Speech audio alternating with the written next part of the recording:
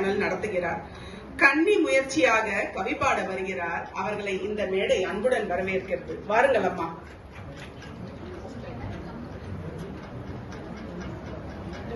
சிந்தையால் தமிழால் இணைந்திருக்கும் அனைவருக்கும் வணக்கம்.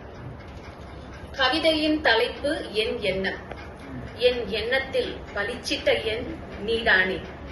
காலங்கள், கலாச்சாரங்கள், மதங்கள் கடந்து இயற்கைக்கும் மனிதனுக்கும் உன்னில் ஒரு மயக்கம்.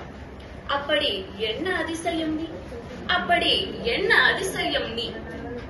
வானவில்லின் வண்ணங்களில் நீ, வானில் உலவும் ரிஷி மண்டலத்தில் நீ, வாரத்தின் கூட்டுத்தொகை நீ, கன்னிமார் எண்ணிக்கை நீ, புவி வளிமண்டல அடுக்குகளை எண்ணினால் அதிலும் நீ.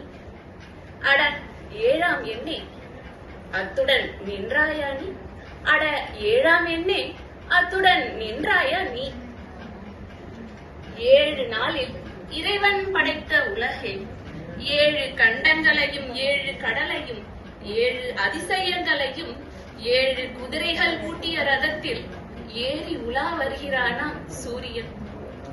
அது மட்டுமா, அது மட்டுமா? ஆதித்யனின் ஆற்றல் பெற்று இயங்கும் மனிதனின் உடற்சக்கரங்கள் 7. கேதுவின் அரசாட்சியில் வீடு பேறு தரும் எண்ணும் 7.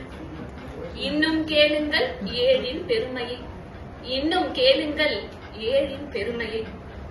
7 அடி எடுத்து வைத்து மனவாழ்வில் இணையும் நாம், 7 அடி எடுத்து வைத்து மனவாழ்வில் இணையும் நாம், மகாத்மா சொன்ன 7 பாவங்களை நீக்கி 7 மலை ஏறி 7 மலையானின் அருளை பெறுவோம்.